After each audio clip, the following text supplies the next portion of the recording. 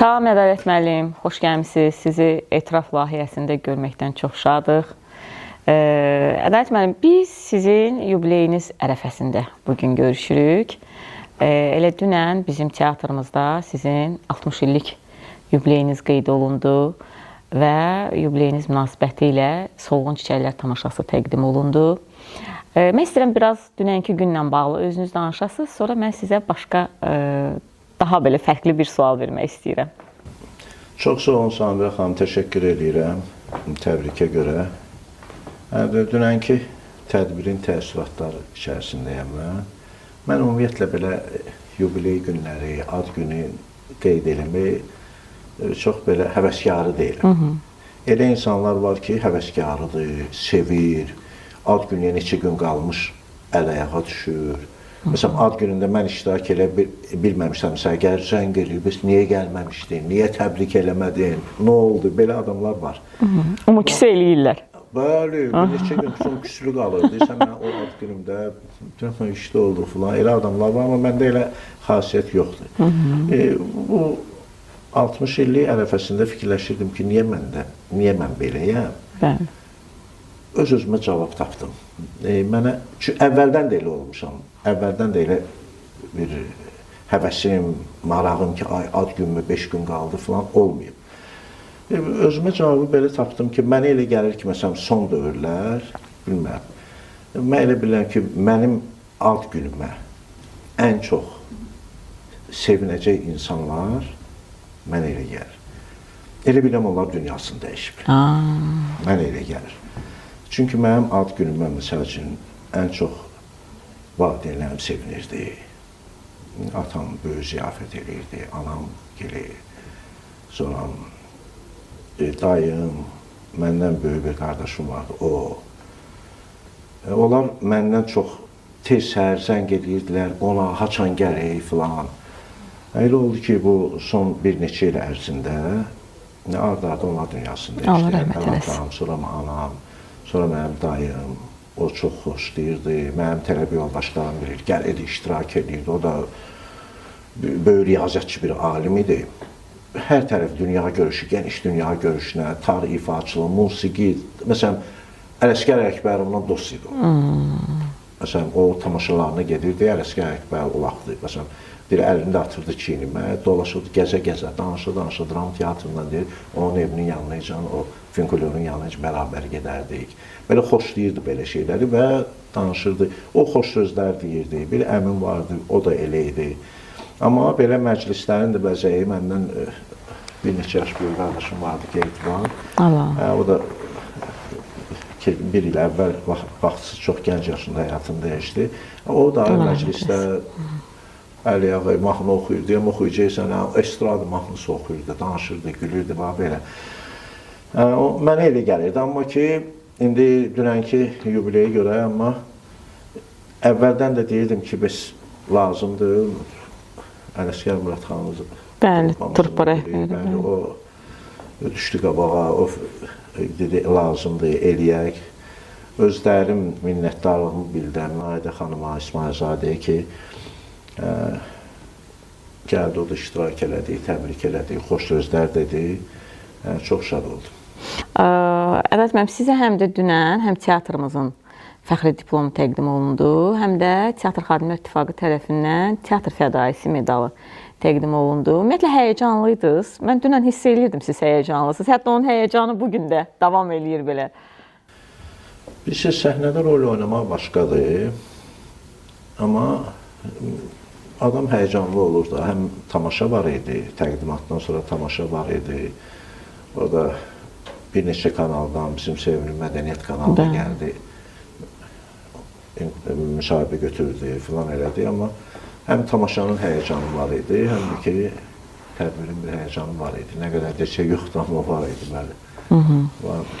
Ədalət müəllim, 60 yaşa ümumiyyətlə, geri çevrilib baxanda, nə düşünürsünüz? 60 yaşa necə gəlib çıxdınız? Asan gəldiniz, çıxdınız, çətin gəldiniz, çıxdınız. Ümumiyyətlə, o belə bir mahnının sözləri də var ki, ötən günlərimi qaytaraydılar, gələn günlərimi qurban verərdim. Hansı əhvaldasınız indi hazırda? Nə düşünürsünüz? Demək olmaz ki, hər şey hamar keçdi. Heç kimdə, insanda, həyatda hər şey çox rahatlıqla əldə etmək olmur. Bir də belə söz var, deyir, insan həyata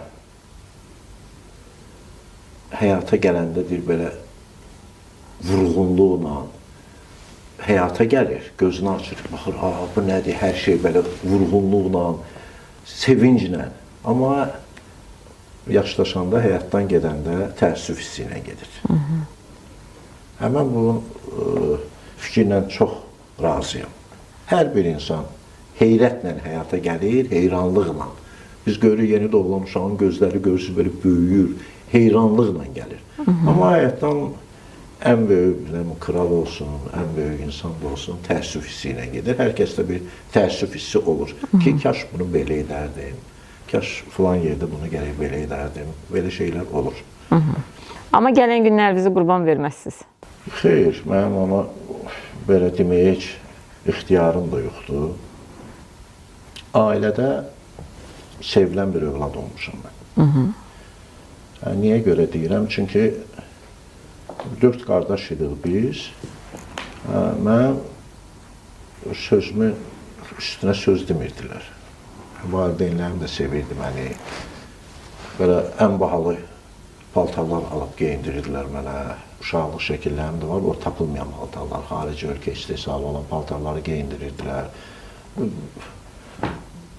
Nə desəm, yəni, yox filan görməmişəm mən evdə.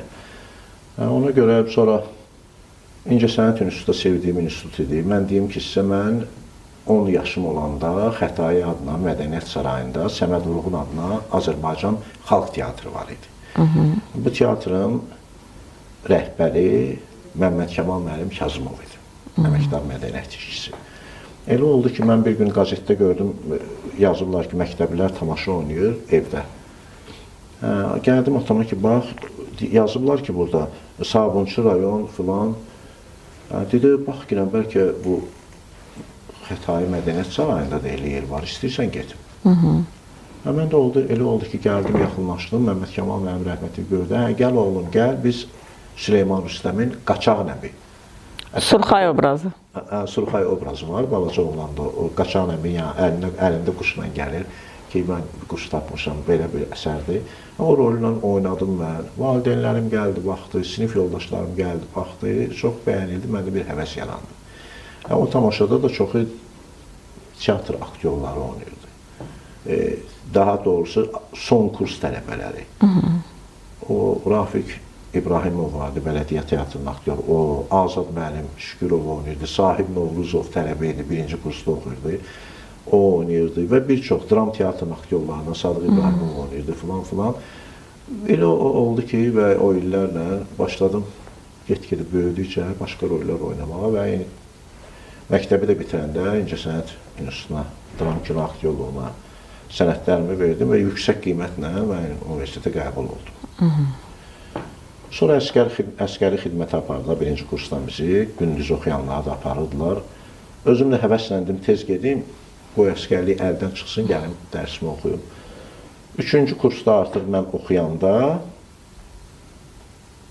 Gənclər Teatrını, Hüseyn Ağa müəllim rəhmətli, Gənclər Teatrı yaradırdı və institutdan 3 nəfər tələbə seçdi, götürdü, 3 nəfər. Çünki o teatra həm akademik teatrdan, həm Sumqayıt teatrından, musiqili komediya teatrından o vaxt ki, Lənkəran, bütün Mingəçevir teatrından, Şəki teatrından ən belə istedadlı aktyorlar o teatra gəlirlər. Yenilik idi də, çünki dövr deyil, 89-cu il yeni bir teatrın yaranmağını görüb hamı gəlirdi. Çox istedadlı, sözünü demiş aktyorlar o teatrda işləyirdi. Biz Cavanşir körpüsü var idi əvvəl, onun altında bir mədəniyyət evi var idi, orada məşq edirdik, Yusuf Səmədovun qətil günü. Və o gündən artıq mən gələn aktyorları görürdüm. Mən dedim, mən burada necə olacaq? Gəlib oturub baxırdım, eləyirdim məşqləri. Elə oldu ki, o teatrda mən fəaliyyətə başladım 89-cu ildən. 90-cı ildə artıq institutu bitirəndə artıq mən o teatrda işləyirdim, rollər oynayırdım. ən yaxşı rollarından biri də o dövrdə Nəcəf bəy Vəzirovun Dələduz komediyası, Vadevil. Onu qoydu, başrol Məcidi oynayırdım. Uğurlu alındı. Hətta yay qastrol olur da, indi az olur şey ki 10 gün falan rayonlarda qastrol olur. Teatrın baş administratoru iclasda dedi, biz hansı tamaşanı aparaq? O dövrdə bizim çox gözəl tamaşalar, kassavi tamaşalarımız da var idi. Ki, Rəhman Əlizadənin Dadaşbala əməliyyatı. Bəli. Məşhur tamaşa. Vaqif Səmədoğlu'nun Dağ Tikiri adlı bir əsəri var idi. Mən orada Murtuz müəllim oynuyordum, əsas obrazlardan biriydi. Biz onu bir neçə dəfə Respublika Sarayında da oynamışıq. İlham müəllim oynuyordum orada, Arfa xanım oynuyordum, Bəşir qızı. Müəssisənin rəhbəri Arfa xanım idi, mən baş Azərbaycan necədir, elə bir kadrlar idarəsinin müdürü. Əsas idarənin rollarında. Kələntər də ki, İlham müəllim oynuyordum. Çox gözəl tamaşa idi, musiqili, Emin Sabitoğlu gözəl musiqilər yazmışdı, oxuyurduq, pantomim hərəkətlərin, Əli Əşari rəhmətli, bütün pantomim hərəkətlərini qurmuşdu mənim belə əzazir bir adam. Yəni, belə tamaşamız var idi, amma bizim bu Nəcəf bəy Vəzirovun Dələduz komediyası ilə elə bir 10 günlük qastrolumuz var idi. O 15 günü keçdi. Tamaşaçı axını var idi, sevə-sevə baxırdılar. Gözəl bir tamaşa idi. Ondan sonra onu mən Türkiyədə də oynadım neçə dəfə. Həmin o tamaşana qarşı uğurlu bir tamaşa idi. Bax belə. Siz elə Ədalət müəllim Gənclər Teatrından söz açdınız. Mən səhv eləmirəmsə, bizim sevimli aktrisamız Zemfira xanım Əbdülsəmədova ilə də siz elə həmin teatrda tanış olmusunuz, ailə həyatı qurmusunuz. Ümumiyyətlə bizim qonaqlarımız bilirsiniz özü ki, teatrda ailəli cütlüklərimiz çoxdur və hansı ki bizdə qonaq olub, biz mütləq bu sualı vermişik, çünki verməsək mümkün deyil. 2 aktyor bir evdə. Necə yola gedirsiniz? Necə balansı qoruyursunuz? Necə təcrübələrinizi bölüşürsünüz? Ümumiyyətlə, uzun illərdir siz bir yerdə yaşayırsınız. Biraz istəyirəm bu barədə danışasınız. Sonra Zemfira xanım haqqında sizə məxsusi bir sual verəcəm. Biz ilk əvvəl sənət yoldaşı olmuşuq. Bir teatrda işləmişik, rollar oynuyorduk. Sonra iş yoldaşı olduq, sonra yol yoldaşı olduq. İşdən çıxandan sonra. Dünən İlham müəllim gözəl deyirdi, Şamaxıda deyir vururdular bir-birlərini. İlham Namik Kəmal. Bəli. Belə oldu ki, bizim Xoqayevin Arvadımın əri özüməm adlı bir tamaşamız vardı. Teatrımızın, Gənclər Teatrının Hüseyin Ateşev qurmuşdu onu, Georgi Xoqayevin. O da çox oynadı o tamaşanı. YouTube səhifəsinə də qoyulub indi var. İndi dünən Şamaxı yadına düşmüşdü. Şamaxı, Əlibağın bu tərəf sonra Şirvan, Siyəzən, Dəvəçi, Xudad, Xaçmaz, Quba, qastrollarımız uzun müddət çox oynadıq o tamaşanı. Yol yoldaşı olduq, bir-birimizi tanıdıq, iş yoldaşı olduq, sonradan da ailə həyatı qurduq. İndi də bir 35 ilə yaxında birlikdəyik. Birimiz belə deyəndə, birimiz elə deyir, birimiz rolda olanda, birimiz belə yola gedirik, şükür Allaha da. Mehribançı, hamı da elə bilir, daha lap mehribanlıq. Lap mehribanlıq. Biz də belə, Zemfira xanım mənim çox sevdiyim aktrisalardan biridir və ümumiyyətlə həm kino tənqidçiləri, həm teatr tənqidçiləri onun istedadını həmişə vurğulayırlar. Yəni, yaxşı mənadakı çox istedadlar və bu doğrudan da belədir. Mən bayaq boş yerə sual vermədim o balans məsələsini. Olubmu ki, heç elə məqamlar olub ki, Zemfira xanımı özünüzdən daha istedadlı və yaxud da hansısa rolda daha uğurlu hesab edəsiniz? Yoxsa fikirləşmişsiniz ki, siz həmişə daha... Yəni, bax, bu məsələlər olubmu? Və yaxud da Zemfira xanım da sizə qarşı. Çünki mən bilirəm ki, siz də seriallarla daha çox çəkilmişsiniz, filmlərdə çəkilmişsiniz. Yəni, sizi də kütlə teatrdan yox, məhz seriallardan, filmlərdən daha yaxşı tanıyır. Bax, bu mənada olubmu ki, heç Zemfira xanımı özünüzdən bəzən bir addım öndə hesab eləyəsiniz, yoxsa hesab eləyirsiniz ki, hər şey qaydasındadır, yəni? Zemfira Əbdülsəmədov qüdrətli sənətkardır, böyük sənətkardır. Bunu mən ilk dəfə sizin verilişdə deyirəm. Nə gözəl. Bunun heç tək mən yox, bunu hər kəs bu bilirik, bu da o əvəz olunmaz bir sənətkardır. Çünki o ta ilk gənclik illərində Romeo and Julietta, ondan yəqin sizin verilişiniz olub, Romeo and Julietta'dan tutmuş ən böyük belə baş qəhrəman Çingiz Aytmatovun qəhrəmanlarını, Shakespeare qəhrəmanlarını oynayan həm komediya janrında, həm faciə janrında, həm lirik psixoloji, həm dramatik, həm daha bir aktyorun, aktrisanın oynaya biləcəyi hansı ampula varsa, onların hamısında çox yüksək sənətkarlıqla çıxış eləməyi bacaran bir aktrisadır. Bunu ilk dəfə mən deyirəm da, özü də bilir. Bu da bir dəfə bir verilişdə Zemfira dedi ki, mənə elə gəlir ki, bu Ədalət məni bir aktrisa kimi vurulub sevir. Belə şey bir qadın gərək deməsin də. Mən də verilişdəyəm, veriliş televiziyada gedir, ona görə mənə sevir. Mən də o tərəfdən belə bir səsimdə var, niyə kərəli özümü də vurulub sevmişəm, demə. O nə deməkdir? Yəni o saat düzəltməyə çalışdım ki, bu nə deməkdir ki, niyə elə deyirsən ki, demək, özümə görə özümü sevmişəm. O barədə danışmağa dəyməz, onun istedadı barədə.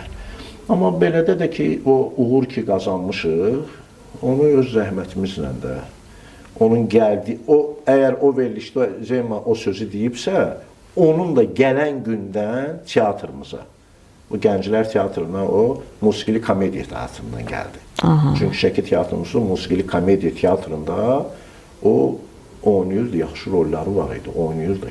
Nəsibə xanımla da oynayırdı, Hacıbaba müəllimlə də oynayırdı, sonradan hətta Tənqid Təbliğ Teatrında da roller oynayırdı. Gəldiyi gündən o da baxırdı ki, bu nə yaxşı oynayır bu. Və o dövrdə bizim teatrda işləyən aktrisaların çoxundan da soruşsaz, onlar deyərdə ki, bu Ədalət istedadlı bir adamdır. Mənə gəldi, mən başqa teatrlara gedə bilərdim o dövrdə, həm nə bilim faktura, həm cavan idim, filan idim, imkanlar var. Amma biz vurulduq Hüseyin Ağa müəllimin teatrına, birlikdə işlədik. O da bilirdi ki, bu istedadlı adamdır. Amma başqa da qalanda ki, hələ biz birlikdə də olanda, bir yerə də gedəndə, bir də görsən, onu tanıyanacan mənə olan xalq sevgisini, tamaşaçı sevgisini o da görür. Hiss edir ki, Ədalətlə bir yerində olanda onu daha çox tanıyırlar. Belə efirdən. Amma sənətkarlıq cəhətdən də onun sözü yoxdur. Müasirli bir şey yoxdur. Ədalət müəllim, siz, bax, mən bayaq da əslində o sualı vermək istəyirdim sizə. Teatrda sizin elə Gənclər Teatrından, Hüseyin Ağa müəllimlə işbirliyiniz, yəni olan dövrdən düz bugünə qədər, yəni çox zəhmətkeş bir aktyorsunuz. Teatrda, uşaq tamaşalarında, böyük tamaşalarında, yəni rolları özünüzə məxsus koloritlə yaradırsınız, ifa edirsiniz. Amma bir məsələ var, mən sizin müsahibələrinizin birində oxudum dünən ki, sizi kütlə daha çox Qaynana filmində intiqam obrazı ilə tanıyıbdır. Sonra gəlir artıq müxtəlif seriallar, filmlər. Bax, bir teatr, klassik teatr aktyoru kimi. Bu fakt sizi incidirmi ki, tamaşaçı sizi ekrandan, teatrdan yox, ekrandan, ömrünüzü, gününüzü həss elədiyiniz teatrdan yox, ekrandan tanıyır. Yoxsa bunu qəbul edirsiniz ki, bu belədir də, vizual sənət növü də var ki, yəni bunu tamaşaçı ekranı görür, ekranı bəyənir, ekrandan bəyənir aktyoru. Bax, mənə maraqlıdır, bu sizə necə təsir edir, bu tanınmaq, televiziyadan tanınmaq? Bilirsiniz necədir? İlk mən tanınmağım Valentin Rasputinin Halallıq adlı bir Posredni Surokdur, Rusça adı. Çox gözəl bir əsərdir. Biz Gənclər Teatrında o tamaşanı hazırladıq. Mən orada İlya, yəni böyük oğlu, evin böyük oğlunu oynayırdım. Ana ağır xəstədir, övladlarına telegram göndərib ki, gəlin, mənim son günümdür, gəlin. 2 hissəli böyük bir tamaşadır. Çox uğurlu bir tamaşaydı. Anamızı Gülşad xanım oynayırdı, Zeynep xanım oynayırdı orada. Ayşad mənim kiçik qardaşım oynayırdı, kətdəki qardaşım, mən də şəhərdən gələn bir adam. Elə oldu ki, o tamaşa elə uğurlu oldu ki, AzTV dedi, biz bunu gəlin studiyada çəkək. 2 hissəli bir tamaşa kimi. O çəkildi orada, bir neçə gün ərzində onu çəkdik. Çox uğurlu bir tamaşa, televiziya tamaşası oldu. Özdə 6 bazar gününə salmışdılar. 2 hissə, 1 hissə falan. Səhər çıxanda mən küçədə 90-cı, 91 idi. Bütün hamı tanıyırdı. Harada ki, rayonlarda qastrolda olmuşuq da, belə səhnədə mənə görürlər. Onlar o verilişə baxıb, onlar zəng eləyirdilər. Teatrın qabağına, əvvəl teatrın qabağına, telefon yox idi, sosial şəbəkə. Teatrın qabağına gəlir, dünən baxdıq, nə yaxşı idi falan. Gördüm artıq küçədə, nəqliyyatda artıq məni tanımağa başlamışdılar. Amma bunu ilə bərabər elə məsələn Nəcəf bəy Vəzirovun Dələduz komediyasını dönə-dönə gəlib baxırdılar. Bizim institutumuzu qutaran, məsələn, məni oxuyan tələbələr vardı, incəsənət təhsili olan, rejissorluğu qutaranlar elə xoş sözlər deyirdi, bu necə oynayırsan sən bunu, nə gözəl oynayırsan. Olub belə şey, amma bu reallıqda film, televiziya, oradan insan daha çox tanınır. Qaynana serialında tanındım, ondan sonra rejissor ikinci, ondan sonraki ildə Həyat sən nə qəribəsən çəkiləndə yenə elə bir rol təklif eləmək istədi mənə. Amma rejissor, Türkiyəli rejissor dedi, Ədalət bəy keçən sənə belə bir komediya, bu cür rol oynayıb, gəlin tam başqa bir müsbət qəhrəman rolunu verək, hikmət rolunu, hikmətli sözlər danışalım. Məsələn, bu serialda vurub yıxan bir adam tam hikmətli sözlər danışan, dedi, indi prodüser istəyər ki, film daha uğurlu alınsın da, orada artıq təcrübədən keçib, o sevilib. Burada da dedi, o zaman Hikməti kim oynayacaq? Hikmət bəy kim oynayacaq? Qəbərəyə Ədalət bəy oynasın. Və o tamaşaçı ki, qaynana da mənə sevən tamaşaçı bir başqa idi. Hikmət rolunda daha çox ziyalılar. Məsəl üçün, elm adamları, onlar çox sevirdilər. Məsələn, mənim biraz öncə dediyim daim onu hər gün axşam gəzirdi. Axşam gəlib evdə otururduq, alimlər, professorlar, onlar da Bakı dövlətin müəllimlərin yaşadığı kooperativ həyətdə olur, düşüb gəzirdilər, başladı serialımız, gəl qalxaq, baxaq. Baxıb, tutarıb, zəng eləyib, izah eləyirdi, danışırdı. İndi amma son illər artıq özümə bir söz vermişəm ki, hansı səpkidə rollara çəkiləcəm, daha hər yerə çəkilmirəm artıq. Və sizin son Səbinə Məmmədzadənin quruluşunda Solğun Çiçəklər tamaşanızdan danışmaq istəyirəm ki, yeni tamaşadır. Biz onu ötən mövsümdə təhvil vermişdik və çox maraqlı, belə qəribə bir quruluşa, tamaşaçılar da gəlirlər, siz özünüz də bayaq vurğuladınız ki, biletlər satılmışdı dünən hamısı. Siz o əsərdə Əbdül rolunu ifa edirsiniz və orada Sapərini, Saranı, yəni qoruyursunuz Gülnüsənin fitnəsindən, digər Saranın Pərinin fitnəsindən. Ümumiyyətlə, o rolə baxanda, o tamaşaya baxanda məndə belə bir qəribə sual yarandı ki, Ədalət müəllim özü bugün teatra gələn gənclərə münasibətdə necədir? Onları, çünki teatr biz qəbul etsək də, etməsək də, müəyyən mənada biraz intriqalara gedən, biraz müəyyən, düzdür, bizim teatrda çox şükür ki, elə problemlər olmur. Amma müəyyən mənada, yəni biraz şöhrət, məşhurluq başqa bir sahədir. Necə, bax, bu gənclərə bir dəstəyiniz olurmu? Onları necəsə qoruyursunuzmu? Və yaxud da hansısa yol göstərirsinizmi? Biraz istəyirəm bu barədə danışasınız, gənclərdən danışasınız. Biraz əvvəl o Zeymə xanımla danışanda, o tanınmaq filan, məndə tamah hissi yoxdur. Yoxdur. İndi adam hər kəs elə deyə bilər, amma ay bunu belə buradan tez çox oynayım, buradan daha çox qazanım, neysə eləyim, neysə nəyin üstünə qoyum. O barədə mən özümü belə bir gözü tox adam bilirəm ki, hardansa ora mən tez ay çatdırım, onu çəkilim, filan eləyim. Elə bir xasiyyətim yoxdur mənim. Ay o məndən qabağa getdi, mən geridə qaldım, biraz mən də gedim özümü, belə şeylər heç gəncliyimdən olmayıb məndə. Hələ ən ağır vaxtlar var idi, məsələn ki, maaşlar az olan vaxtlar, neçə il iş təklifləri olub, mənsul vəzifəyəcən, ya firma şirkətlərdə, biznes şirkətlərində ki, belə xarici şirkətlər yüksək maaş verir, elə bir aya ziyaduza gəldi, bəlkə 2-3 il teatr maaşını verirdilər. Getməmişəm, elə marağım, tamahım olmayıb ki, mən buradan neysə qazanım. Yoldaşlara telefonla məsləhətlər vermişəm, müşavir kimi olmuşam, filan olmuşam, dostluğunu eləmişəm. Amma yəni bu sənəti qoyum, oradan neysə qazanım, onunla mənim üçün maraqlı olmayıb. Sonra gənclərə qarşı gəldikdə, mənə qarşı bu olub. Mənə qayğı olub. Mənə olub deyə gərək mən də eləyim. Bəlkə mənə olmasaydı, yeni eləyərdim. Xislətim belədir. Amma mən gedən gündən elə olurdu ki, rəhməti Hüseyin Ağa Atakişiyev haradasa böyük qastrolda, gəl bura otur yanımda. Amma mən biz, gəl bura, otur yanımda.